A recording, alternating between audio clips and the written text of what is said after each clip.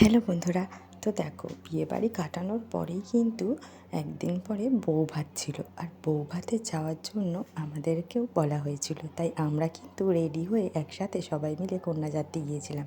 আর ওখানে পৌঁছেই কিন্তু দেখলাম এখন যেহেতু নতুন ট্রেন্ডিং উঠেছে যে বর বউ দুজনের এন্ট্রিটা বেশ ভালোই লাগছিলো। দেখো আমাদের সময় তো এইসব ছিল না, কিন্তু দিনের পর দিন যুগের সাথে তাল মিলিয়ে অনেক কিছু করতে হয়, তো বেশ ভালোই লাগছিলো দেখতে। তো যাই হোক, তারপরে তো কন্যাযাত্রীর সবাই মিলে আমরা হই হই করে গিয়ে সবাই সবার সাথে গল্প আনন্দ হই হই করে তারপর হচ্ছে ছবি তোলার পালা। ছবি তুলে নিয়ে চলে গিয়েছিলাম স্ন্যাক্সে পকোড়া খেতে।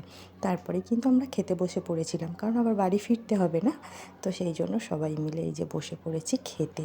আর তারপরেই খাবার পাতে প্রথমেই পড়ে গিয়েছিল এই যে ফিশ চপ, তারপরে ছিল বাটার নান, তারপরেই ছিল চানা পনির, তারপরে ছিল রাইস আর চিকেন। তারপরে কিন্তু মিষ্টি, সন্দেশ, চাটনি, পাঁপড় সব কিছুর আর ভিডিও নেওয়া হয়নি। তারপর আইসক্রিম খেয়ে চলে এলাম বাড়ি।